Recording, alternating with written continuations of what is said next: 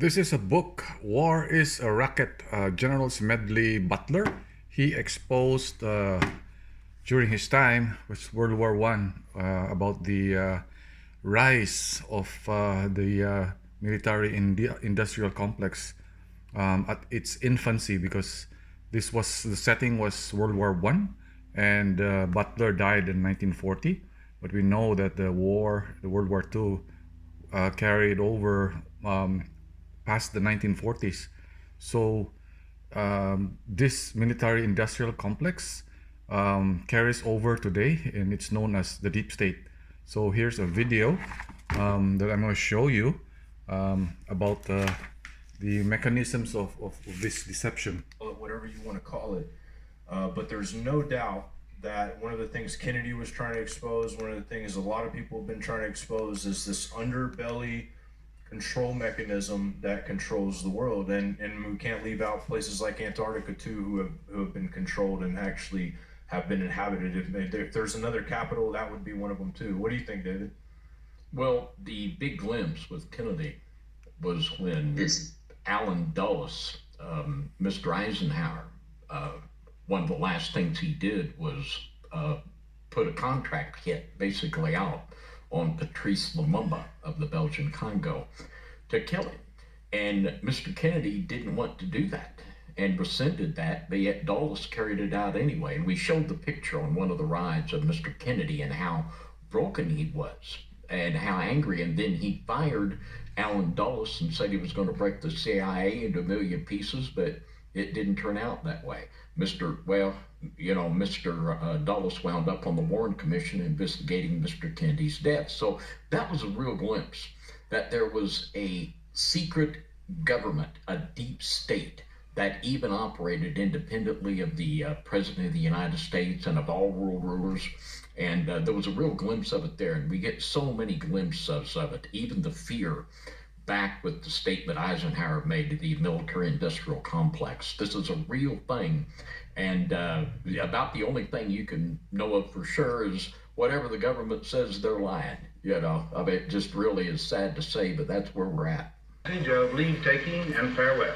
This speech did not get very much attention. When a new president is coming to power, as John Kennedy was, the spotlight was not on Dwight Eisenhower. We have been compelled to create a permanent armaments industry of vast proportions. There was a feeling at the time that this must have been written by some speechwriter who just sneaked into the speech. In the councils of government, we must guard against the acquisition of unwarranted influence, whether sought or unsought, by the military-industrial complex.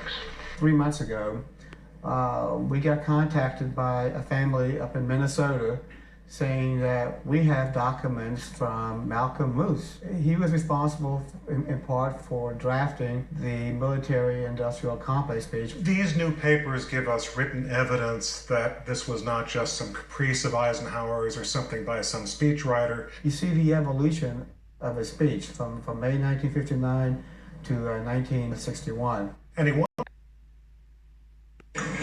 Ladies and gentlemen, the very word secrecy is repugnant in a free and open society. And we are, as a people, inherently and historically opposed to secret societies, to secret oaths, and to secret proceedings. We decided long ago that the dangers of excessive and unwarranted concealment of pertinent facts far outweighed the dangers which are cited to justify it. Even today, there is little value in opposing the threat of a closed society by imitating its arbitrary restrictions. The news. Instead of army stifle controversy among your readers, I welcome it. This administration intends to be candid about its errors. Without criticism, no administration and no country can succeed, and no republic can survive. That is why the Athenian lawmaker Solon decreed a crime for any citizen to shrink from controversy. And that is why our press was protected by the First Amendment, the only business in America specifically protected to state our dangers and our opportunities, to indicate our crises and our choices, to lead, mold, educate, and sometimes even anger public opinion. This means greater coverage and analysis of international news. The government at all levels must meet its obligation to provide you with the fullest possible information outside the narrowest limits of national security. And so it is to the printing press, to the recorder of man's deeds, the keeper of his conscience, the courier of his news, that we look for strength and assistance, confident that with your help, man will be what he was born to be, free and independent.